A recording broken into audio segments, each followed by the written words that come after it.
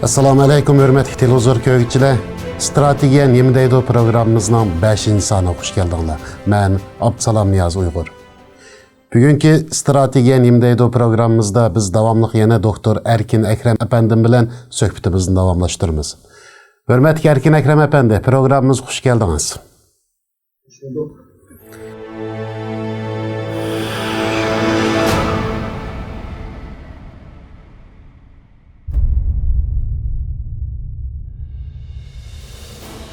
Hörmətli televizor ko'ruvchilar, oldi bilan bu bir hafta ichida dunyoda bo'lib o'tgan muhim voqealarni eslab o'taylik. Germaniya ovozi to'rining xabarida bildirilishicha, dangliq ochiq kodliq tekst tahrirlash yumshoq detali Notepad 31 oktyabr Uyg'urlarni qo'llash uchun Uyg'urlarga erkinlik nomli nashrni e'lon qilgan edi. Qisqagina vaqt ichida ularning organ torbeti Xitoylarning hujumiga uchirdi. Germaniya ovozi to'rining xabarida bildirilishicha, Hong Kongdagi namoyishda saqchilar bilan namoyishchilar orasidagi to'qinish texmi kuchaygan bo'lib, 2 noyabrdagi namoyishda 200 dan ortiq namoyishchi qo'lga olingan.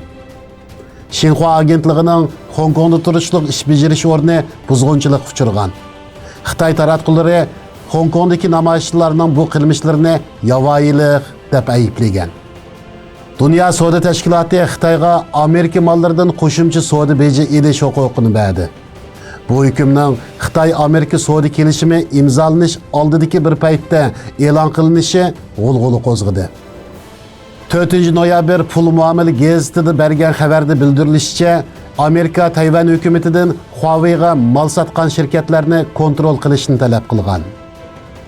Şimal Atlantik Akti Təşkilatı Baş katibi Jensen Stoltenberg NATO'ga a'zo hech bir davlatning Turkiyadek terror hujumiga uchrab boqmaganligini aytdi. Teknotorning 4 noyabrdagi xabarda bildirilishicha, Xitoy doiralarining kayfiyat farqlantirish texnikasini sinovotganligi oshkorlandi. Amerika Douyin detali, ya'ni TikTok detalini tekshirishni boshladi. 5 noyabr Amerika ovozi xabarining bildirishicha, Amerika bilan Xitoyning Janubiy dengizdagi ziddiyati kuchayishga boshlagan. Amerika Tashqi ishlar ministrligi 1 noyabr kuni o'zining terrorlik haqidagi yillik dokladini e'lon qilib, Xitoyning terrorlik va asabiylikka qarshi olib berayotgan harakatining Uyg'ur millatini nishon qilganligini ilgari surdi. 5 noyabr Türk birligi Anqaraga yetib kelgan Xitoy poyezini alayida murosim bilan kutib oldi.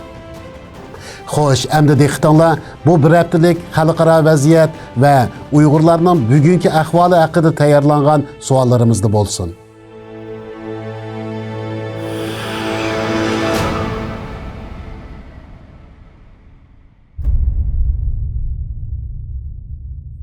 Erkin Ekrem efendi, oldingi son programmamizda siz vatanimizning mustaqil bo'la olishdagi bir ehtimollikni markaz yiqilsa o'lkalar mustaqillik e'lon qilish fursatiga erishidi deb o'tgan edingiz.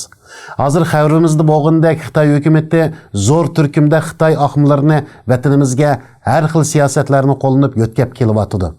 2019 yılı 10 ayının 8 günü Xitoy Tashqi ishlar bayonotchisi Geng Shuang vatanimizning nüfusini 25 milyon dedi.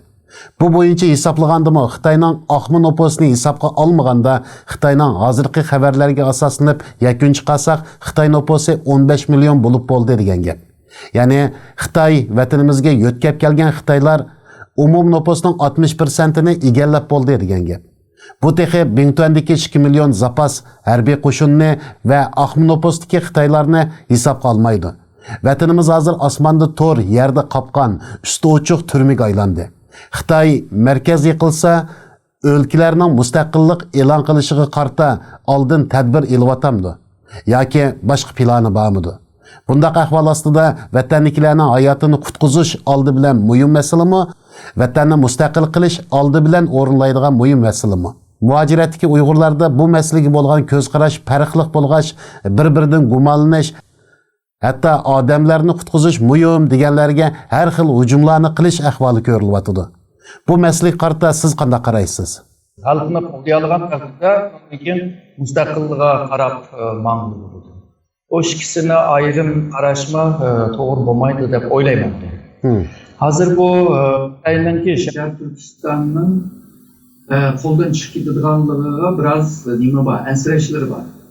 Chunki tarixda man necha qatim mustaqilligini, ikki qatim mustaqilligini e'lon qilgan, undan keyin nurg'un yuzdan ko'p shundaq isyonlar bor.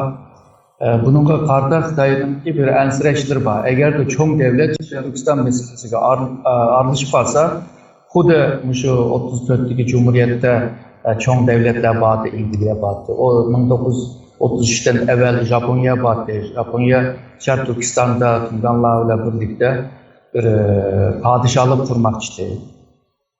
Bundan misollar ko'p bo'lg'achqa Xitoy buning tadbirini oldi. Aldıran birinci tedbiri şu Xitoy nüfusunu ko'paytirish, Sharq Turkistondagi Xitoy nüfusunu. Fakat şu birinchi vakasidan keyin Xitoy nüfuslari ishkirga qichiyotgan, ya'ni ishkirga eqib manganligini ko'ryapmiz. Misolga şu 2009da Xitoy nüfusu Sharq Turkistonda %41 seviyeye kelgan chog'da 2013'ten itibaren Xitoy nüfusu Sharq Turkistondagi prosenti %37'de 38'e yakın. Bazı Xitoy mutaxassislar buni 34 deb ko'rsatyapti. Aslında Xitoy nüfus azayıpti. Bu nüfus nima uchun azaydi deganda, shu Sharq Turkiston yashayotgan Xitoylarni biladi. Tinch bir rayon emas, bugün tinch bo'lgan bilan bism ostida ertaga bir o'zgarish bo'lib qolsa, bu yerda Xitoylarga qarata naytli bir cho'ng bir bism yoki cho'ng bir tehdit tashkil bo'lganligini bilgachgan, Sharq Turkistondagi Xitoylar bolalarni ishkirda o'qitib, chet elda o'qitib, undan keyin Sharq Turkiston qaytmanglar degandek shunday choralarni izlayapti. Xitoy bo'lsa buni tashviqlarini qilyapti. Agarda Sharq Turkistonda qolsanglar, manchilik pul beramiz, manda uy beramiz, u bu degan. Misol ba'zi yerda sog'an uylarni bu kirvagan Xitoy shu to'shiblar, undan keyin uyni setib qilgan ahvollar bor. Uyni setib qochib ketgan. Undan keyin setib qo'ygan uyning ba'zi yerlarini, hamma yerlarini emas, u uylar bo'sh turgan. Ya'ni Xitoy kelib bu yerda o'tirmaganligini ko'rsatyapti. Bu Tunshonninki degan gapni qachon dedim men bilmaydi ekanman. Men Tunshonning 9-ayning 24-yilda bergan bir bayonnomada Uyg'ur nüfusunun 40 yıldan beri 5 milyon 550 mingdan 11 milyon 650 minga chiqdi deydi. Ve bütün Sharq Turkiston nüfusununki %46.8'ni teşkil kıldı deydi. Ama bir yerde Xitoy nüfusunu vermeyen gap. Biz eğer de şu 2016'nınki bir Xitoyning bergan bir raqamga qaraydigan bo'lsak, 2016'da Sharq Turkiston nüfusu 23.980. Bir yerde Uygurlarınki nüfusu 11 milyon 449 bin. Bu umumi nüfusununki %47.74'ni teşkil kıldı. Xitoy bo'lsa 826.095 8 milyon 269 bin deb ko'rsatyapti ve shundaqla bütün umumi nüfusunun %34.48'ni temsil qilgan. Abaqa biz degandek. Ya'ni Xitoy aziyat aslida. Xitoy bilan Uyg'urning nüfusini qo'shgan taqdirda umumiy nüfusununki %82.22 ni temsil qilgan. Bu Xitoy agarda Xitoy nüfusini az ko'rsataman deydigan bo'lsa, bu raqamni bermaslik lozimdir. Xitoy nüfusunu az ko'rsatishmi gibi siyasettir belki. Çünkü bir yana Uyg'urlarning soni ko'p, bizning soni azdir. Belki bu oyunni o'ynagan bo'lsa kerak. Yani yig'ib kelgan chog'da o'zimiz berib mamlakatda o nima sonlarni hisoblab yo'q, nüfuslarninki qanday hammaga tepib chiqish biroz qiyin. Xitoy bu raqam bergan bo'lsa, nüfus meselesi netice çıkmaydigan bir mesele. Şununla bu rakamlar inip yoki ishonchlik bo'lmagan taqdirda bunun üstünde bilimi demek biraz qiyin bo'ladi. Şununla bunu hem de şu tahmin şeklinde ifade kılınıp olurlardı. Uyghur nüfusunun ki 49. yılında Xitayning raqami qarag'an chog'da 3.291.000 deydi. 2016 kelgan chog'da bu 2.48 Hz o'sapdir ve her yılı 3.7 tızlıkta yükselip inipti ve her yılı 121.000 Uyghur dunyoga keldi. Bunun qaraydigan bo'lsa, hozirgi Uyg'ur nüfusu az ko'proq ko'rinish lazım, yani 16 milyon dek ko'rinish lazım. Bununla bu rakamlar chet elliklar mı bilmaydi, Xitoy mı to'g'ri rakamni bermayotdi. 2000 yıldan beri umumiy nüfus saylam emas, nüfusni tespit qilolmadi, statistikni hisob qilolmadi. Keyin bergan rakamlar hammasi statistikninki metodlariga ishlatib turib o'tirib chiqargan raqam. Demakki, Xitoyninki bu bergan shu 2000 yilidan keyin, 2010dan keyin bergan raqamlarni tahminiy bir raqam deb tushunsak bo'ladi. Agarda Xitoyninki yiqilib tushishi degan masalada bir xil bo'lsa, yana bir xili Xitoy kelgusida misolga shu qiyinchilikni eshib ketish uchun Xitoy pardisi, ya'ni Xitoycha bir demokrasiya yo'lini tanlash mumkin. Bu yo'l Xitoyni hokimiyatni uzitdi, ammo Turkistonliklarni yotishtirgan bo'ldi. Bu bir xil. Yana bir xil ma'lum Sovetlar ittifoqida bo'lgandek ko'plablar mustajib qilib tushish. Ama bu ülkeler yine tacılmay turmuş mümkün deb o'ylayman. Yani bir xili bo'lsa, g'arbcha bir demokrasiyani ilib berib, ondan keyin Xitoyni texnik bir jonlantirib kuchli bir davlat holiga keltirish. Ama Xitoy Komünist Partisi bu yerda foydalamaydi belki günahkar bulup sokta veriliş mümkün. Hem de bu hazır Xitoy reform qilishga, yani islohot qilishga mecbur qolgan bir nuqtaga kelib qoldi. Reform islohot qilsa partiya ketib qoladi. Islohot qilmasa davlat ketib qoladi. Hozir Xitoy shu siqishib qolgan holda eng yaxshi uslub shu iqtisodini kuchlantirish. İqtisodini kuchlantirish uchun texnologiyani kuchlantirish. Yani innovation yöntem bilan, yani metod bilan shu iqtisodni kuchlantirib, iqtisodni bana qilib, ondan keyin shu Xitoyni boshqarish. Ammo qilgan bir iqtisod endi bir to'xtaydigan bir vaqt keldi. Shunga Xitoy hozir nima ish qilganini bilmayotdi, ammo belki bu 20. partiyanın kongresinde Xi Jinping meselesi belki talaş tartışma bo'lishi mümkün. Eğer de Xi Jinping'dek okumagan bir adamның yerine akıllı okugan birisini ekip koysa, bence birinci yolunu tanlaydı deb o'ylayman. Ama Xi Jinping hozirgi mevcudiyetini devam kıldırıyordu. Ve keyniga destek durup chiqyapti. Yani taraqqiy qilib bo'lgan bir Xitoyni taraqqiy qilolmagan Mao'ning vaqtidagi metodni ishlatyapti. Uslubni ishlatyapti. Bu da kona bir kompüterga yeni bir program yerleştirgandek bir ish. Shunga hozir ko'rinishda mangan bilan yana to'liq mangan bo'lmaydi. Xitoy buni yolg'izla Turkiston meselesi deb ko'rmaydi. Qolgan ülkelerine dikkatli alındı deb o'ylayman. Mesela Guangzhou ve Şam degandek yani. Ular bu rayonlarga burun tarixda to'liq isyon chiqargan ülkeler.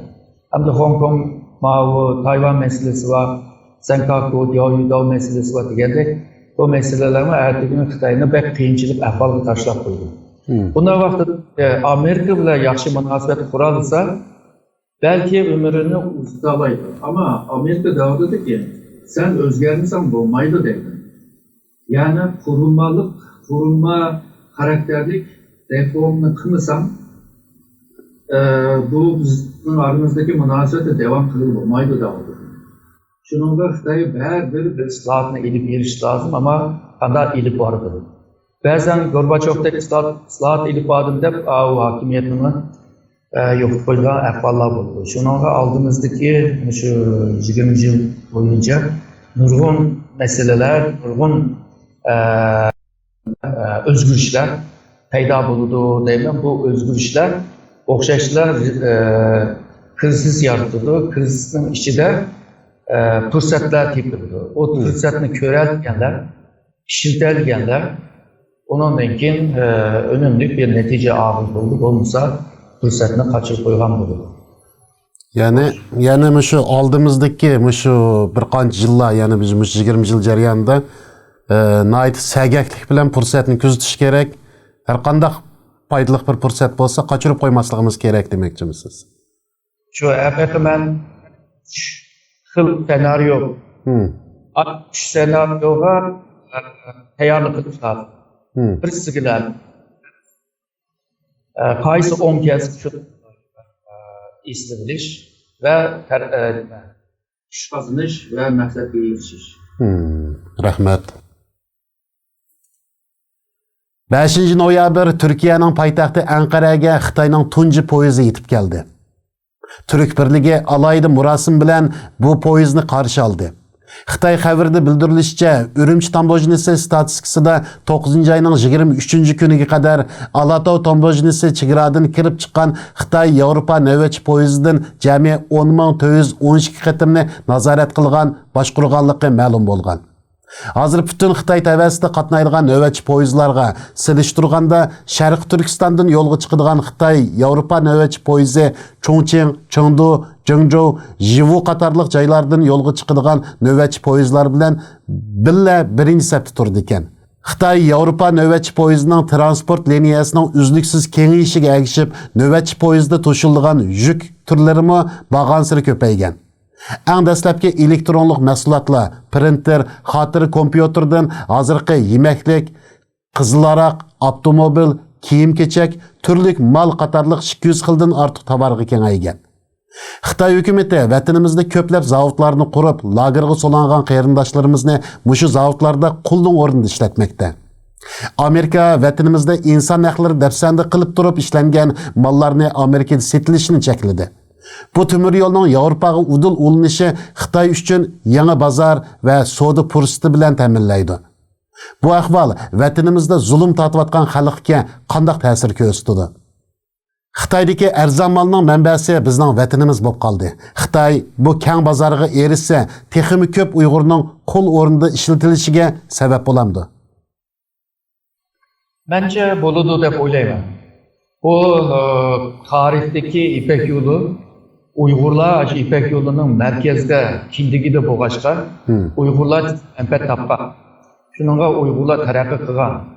11-asrdan 15-asrgacha Uyg'ur shu İpek yo'lida nurg'un madaniyatlarni shu dunyoga tanitgan va madaniyatni ijod qilgan.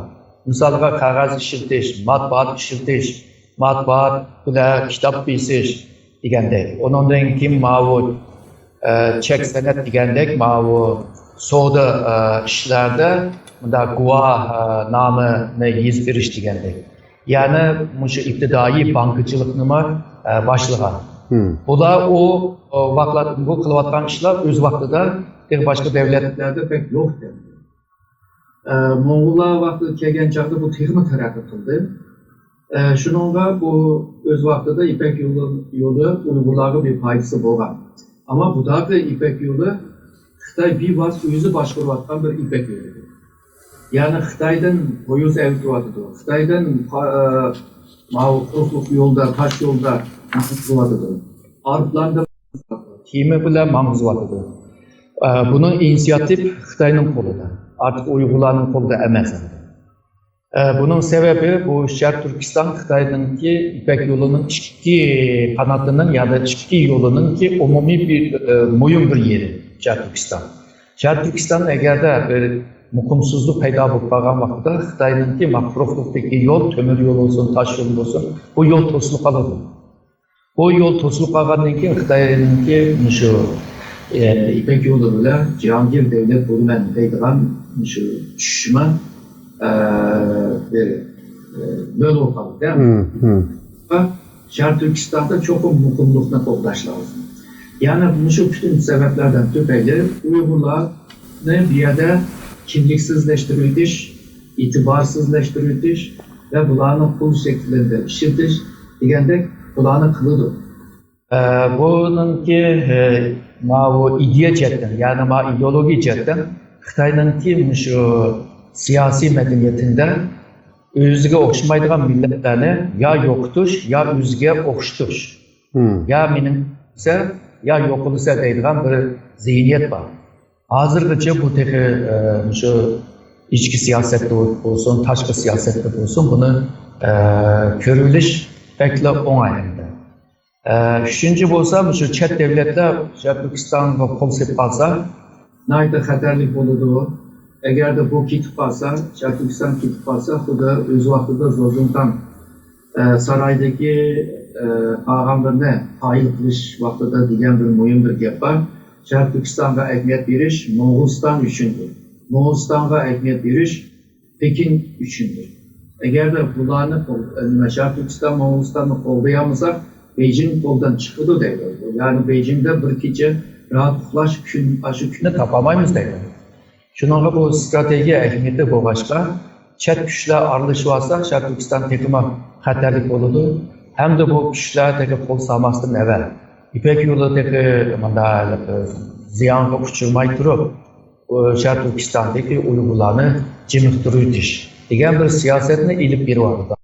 Agar bo'lsin ve şundaqla bu terbiye olsun, hoş tıllıkla, bana kılıp, Xitaycı üretiş olsun, küçük yasildim, şu başlangıç mektepten başlap, vallahi şu Xitaycılaştırış, terbiyeleş olsun, dinini suslaştırış ya da yokutuş olsun, hem de medeniyetten, dinden seni jiraklaştırmadı, hem de iktisadi güç taraftıma seni yoktuvadı. Türkistan'da vay digidek vaylar yoktu.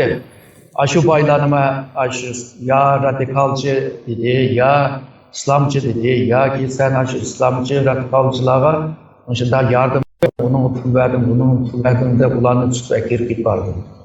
Mesela 2018'de Xitay'da 2000 bayının içinde 13 bay Türkistan dedi. Ama bir Tungan var, kalan hemsi Xitay, bir Uygur mu yok? Yani Uygurlar yüzüne memlekette İktisat cetme icraatmış ketken gibi, yani iktisadi merkezde bir ordu yok. Siyasi deydiğen olsa, yakın yıllarda 200 yıllık adamlarını tuttuğumuzda, nurgun kadırlarının hemmisini tutup, pensiye çıkıp ketken takdirde onu tutup soladı. Bazıları lagerge taşıdı, bazılarından türmege taşıdı. Onun önden gap anlaydıgan bazı kadırlar var, onlar kirge yollar var. Şununla boşalgan yerge hemisi Xitay yerleşiyordu. O yakında Türkistan'da içilgan şu 3. aydaki kurultay ve ondan evvelki parti kurultayının ki jığınlığına karab yakanlar 6 septe şunlarla karasanlar üyede %90'ı Xitay. Türkistan degenin ki Türkistanlıklarını Türkistan'ı. Şununla üyede milliler köperek görmüş lazım. Ama Xitay köperek görünüyordu. Bu nime degende bu müstemlike bir hakimiyet demek. Türkistan bir müstemlike bir rayon demek.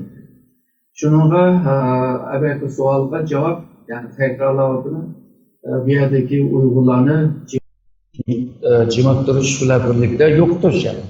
Ahire sene kimliksiz bir fizyolojisi ne boğa ama milli kimliği olmayan bir insan haline ekilişen.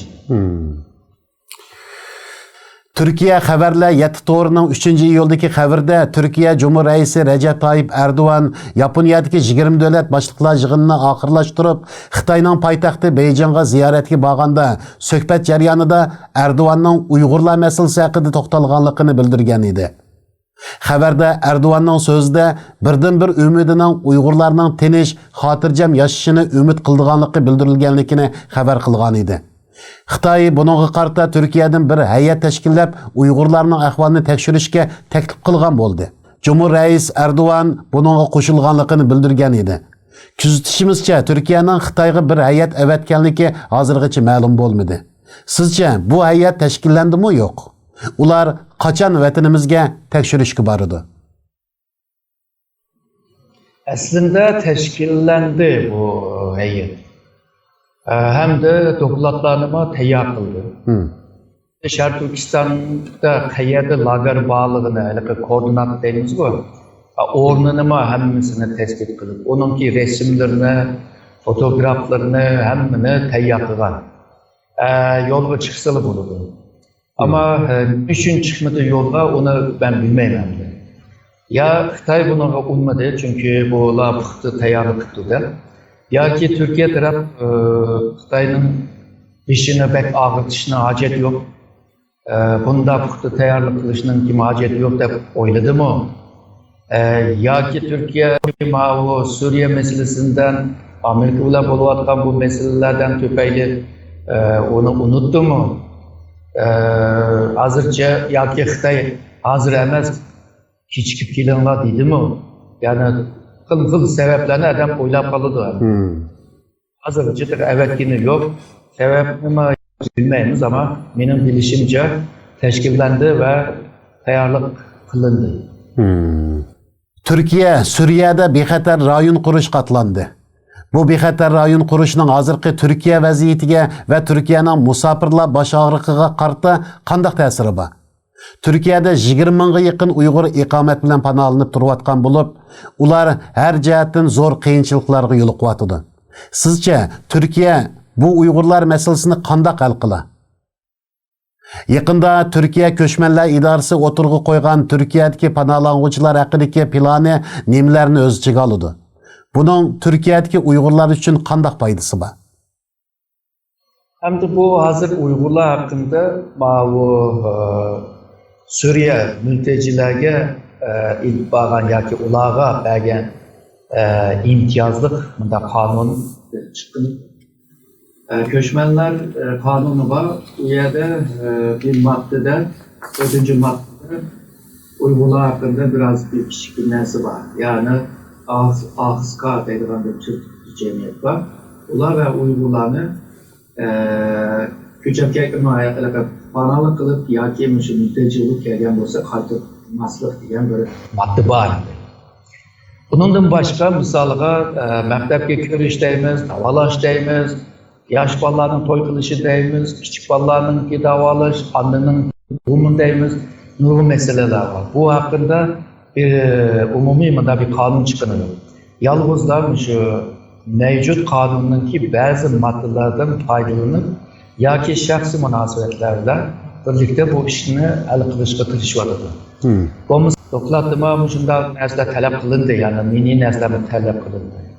Fakat bunun da bir kanun çıkış lazım. Kanun çıkmadıca hem de bu kişi bilen bo'lgan münasebet, şahsi münasebet ya ki bazı kanunun bir maddesini özümüzge aylandırıp, faydasına aylandırıp, bunu işletiş, bunlar hepsi vaxtınca bir ahval. Şuna bunu Uygur meselesini hal kılış için çok bir kanunu çıkış lazım. Hem de Türkiye'de bir kanun çıkış, Amerika'da kargancakta bir asan şüyede, Amerika'da 2 meclis var.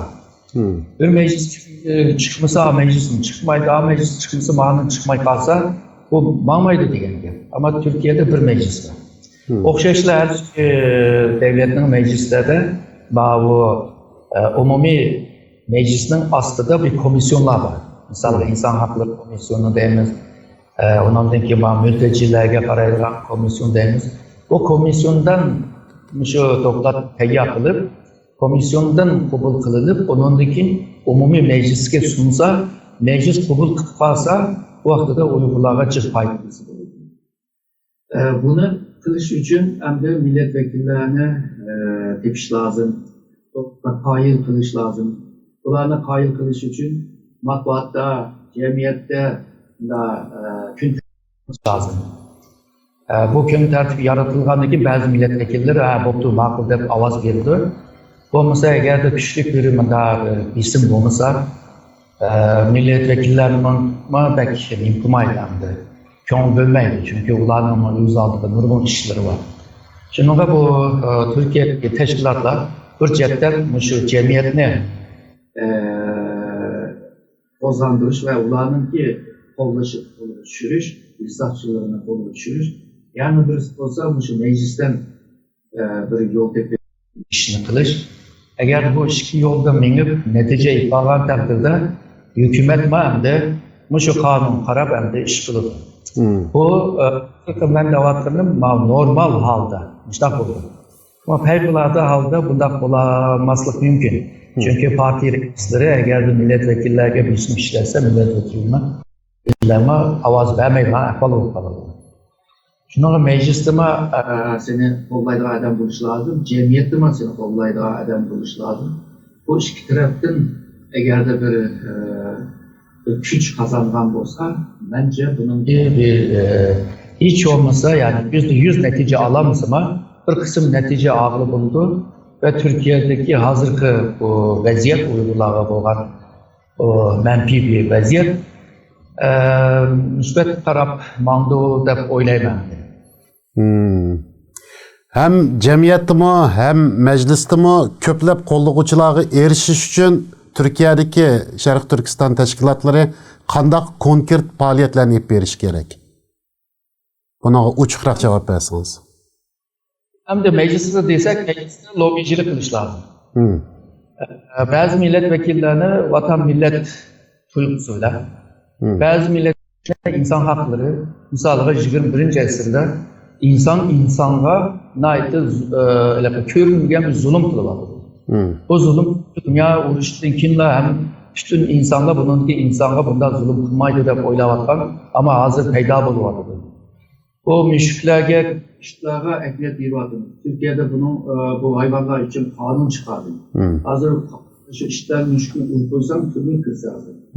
Bunda Şarkı Türkistan'da öz vaktida dünyaya medeniyet cidden töpe koşkan hem de bu umumi Türk halkının ki anı vatanını qoğdayman deb canını kanını beriyotgan milletga için ağırmamdı. Degandek yönetmenliklerini işletip oldu. Yani kım oturup müzakere kısa kım o usluplarının bir kısmı hem de oçuk değil oldu, bazılarının oçuk değil olmaydı. Halkı degan çağda misalga nurgun teşkilatlar var Türkiye'de. O teşkilatlarla hamkarlık kırılıp oldu bazı işler için. Bazı tecrübesi var. Bazı teşkilatlarının ki meclisler ve hükümetle yakınlığı var. Bunların yolu bilen mağlubu oldu. İkincisi, öz vaxtıda isabetinin ki kıran üslup bilen şu Anadolu'na ayrılmış. Anadolu'nun her vilayeti gel, her şehri gel. Eğer bu kalsa nahiyesi bir aşağıda Şarkı Türkistan hakkında panel, seminer, konferans degandek yığınlarını orlaştırıp u yerda bir ishlarni qilib bo'ldi. Ularning istarchiligini og'il bo'ldi. Agar misolga deylik, Sharq Turkiston masalasi shu Turkiya jamiyatining nozuk va nozuk bir masalasi bo'lib qolgan taqdirda hukumat bunga cho'qim ahamiyat berishga tirishadi. Chunki xalqdan ovoz oladigan vaqtida hokimiyat quradi. Agarda xalqdan olamizsa ondan keyin bu Bivas Uygurlarla alakası bulmagan bazı Türklerdeydi. Ulama bu ahvalga qarab bu haksızlıkla uçraptı bu millet. Yani bu milletin ki bu haksızlığını özgertiş için bozma şu Uygurlarını qo'llayotgan teşkilatını biz mi qo'llab qo'yaylik deydigan ahvollarni bo'luvchi olup ovoz bergan vaqtlarda. Çünkü bazen nurg'un odamlar misol jamiyatda %20'cilik adamlar şu sandıklı bağlandığı kim karar verir için ondan evvelki bir işini bilmeydi. Şunun aşındakilerin avazına iliş lazım da yani bu özgür tartış lazım. Yani kıldıran işler köp kıldırma bulunan işler de oylayın ama şu vakit gidiyor, enerji gidiyor, maliye pul ketadi degandek bir tarafim var. Xitoy 5-chi to'rini bir qancha shaharda yo'l qo'yganligini e'lon qildi. Buning da Urumchining bo'lishi diqqatimizni tortmoqda. internet şu kadar çeklimik uçurayotgan vatanimizda 5G to'rining yo'lga qo'yilishi sizcha nimadan derak berdi? Xitoy bu orqali nima maqsadga yetmoqchi? Xitoy uchun buning nima zaruriyati bor? Bu nuqtani bizga analiz qilib bergan bo'lsangiz. Endi 5G bir texnologiya. Buningki tafsili mazmunlarini yaxshi bilmayman, ammo funksiya sınırlı deyimizda. Endi bu 5G endi tezlikni yaratgan, süpetlikni yaratgan ve uzun mesafede sizler bağlangan vaqtida tığımı tez bo'ladi. Ovozda kichkib keladigan ahvollar tugaydi. Bu jet alaytligi var. Şunun bilan Beijing'den Ürümchiga bir bağlangan bo'lsa, derhal bağlandı. Ve tezlik bilan bağlandı. Ma'lumotlar tezlik bilan bir-biriga ma'laydi.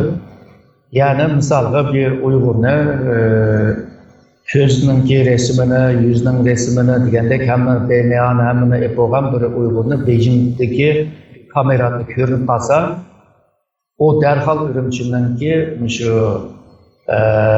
Yitifa Pingtay degan bilim var, yani aş merkezden derhal malumat alamaydigan, derhal aşırısının içinde senin hakkındaki bütün ma'lumotlarni hemen görelaydi. Ürümchiga başta koyuşu bu sebep var deb o'ylayman. İkincisi bu ticaret ve sanayiler münasebetiga hozircha. Keyin ondan ichki sahalarni ichida, ama misal için, ma'rif için ba'zilari Xitoyda bunday o'yin o'ynasa pek chiq cheklab ketmaydi, siyosiy bir narsa bo'lmaydi qolsa. Bundan keyin yemek degandek bir programlar oldu, oyunlar oldu. Ona oynagan çağda tegimi tezlik bo'ladi endi. Hem de bununki pulunu tapılı oldu. Mesela 5G'ni 5 xil, yani 5 ayırıp durdu. Hem de kendi ezen oldu, hem de bayla kıymetini oldu degandek. Bu talanalaydigan bir halıga kelgandan o 5G'ni icad qilgan şirketler ve işletayotgan şirketler pul topadi degandekdan. Hem de Uyg'urlarga qanchalik bir foydasi bor. Uyg'urlarning hammasini kontroliga ep bo'ldi. Yani sen eğer de qo'l telefon ishlatsan, kompüter ishlatsan, seni aberman degan Yitifa Pingtay Jongshinga ashagila bog'landi. Shunga sen beklar neymiş qilsan qil, bu yerda pash bo'lsa berdi va seni qilgizmaydi. Eğer de qilib qolsang, hozir qanday lagerga solayotgandek yoki turmaga solayotgandek solaydi. Yani bizimki Uyg'urlar için belki ticaret işleriga biraz on bo'larmiki, ama o mu kontrol ostida. Belki kitap okuş ya da bazı kitaplarını tushirilish, maqolani tushirilish yerda bir foydasi bo'lar, ama qaysi kitap tushadi, qaysi maqol tushadi, uni mu Xitoy to'g'ashdi. Onu mu belki bir bisim ostida tutdi. Yani yig'ib kelgan chog'da evvel yukarıda degandek Xitoy taraqqiy qildi, ama iqtisod jihatda Uyg'urlar bilan o'rtaqlik bo'lmadi, yani Uyg'ur bu taraqqiyotdan foydalanmadi. Xitoy dunyoning cho'ng davlati bo'ldi. Misalga deylik, iqtisod jihatdan dünyanın ikinci devleti. Ama Uyg'urlar bu ikinci devlet bo'lgan bu g'ururni ko'rdimi, his qildimi? Qilmadi. Çünkü chet eldagi Uyg'urlarga şu Xitoy pasportli Uyg'urlarga şu Xitoy konsullarni yaxshi qaramaydi. Ba'zi shaharlardan sirt endi. Shuning Xitoylar Uyg'urni o'zining adini, o'zining grajdanı deb ko'rmagan. Yani avu deb ko'rgan. Yani biz emas avu. Yani bizda emas degan gap.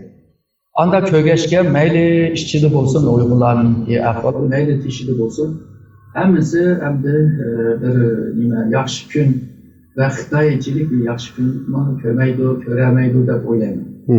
Shunga chiqish yo'li Uyg'urlar o'z-o'zini kuchlanguncha Xitoy yoki bir Uyg'urlarning chiroyli qishig'i, chiroyli ko'ziga qarab yardım qilmaydi deb o'ylayman. Yani yardım deganim hamda mustaqil bo'lsin, yeri mustaqil bo'lsin, bunga yardım qilmaydi. Shunga Uyg'urlar o'zi tirishish lozim. Teknolojide Uyg'urlar o'zi yetish lozim. 5G emas, 6, 7, 8G'ni Uyg'urlar bir icad qilsin.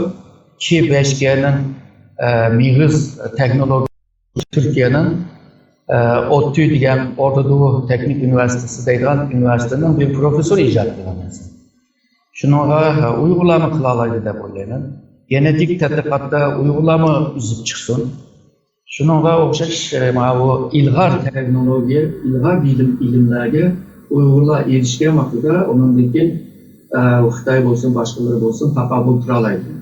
Uyg'urni qutqiza oladigan narsa ilim ve teknoloji. Hamda bununla birlikte iqtisodning yig'ilishi ya da iqtisodda boy bo'lishi. Bu ishchi bo'lgan taqdirda ular bu dunyoda yo'qolib ketmaydi. Ya'ni Xitoyning 5chi to'rini Urumchida yo'l qo'yishi o shaharninki to'rini qolaylashtirish emas, ya'ni shu Uyg'urlarni texmi mukammal, texmi chin kontrol qilish uchun yo'l qo'ydi deb yakun chiqarsak bo'ladi. Hozir Urumchida qilyapti buni. Ammo qolgan she'rlar, qolgan viloyatlarga yeyilgan vaqtida, u vaqtida hozir yakun anandan chiqdi. Hozircha ichida Uyg'urning soni bekchiq emas, milliyning soni jiq emas. Shunga bundaq milliylarninki ko'p bo'lmagan yerda sinab qilyapti.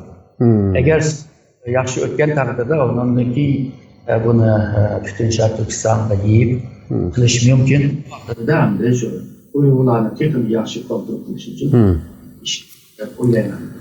Rahmat sizga Erkin Akram efendi.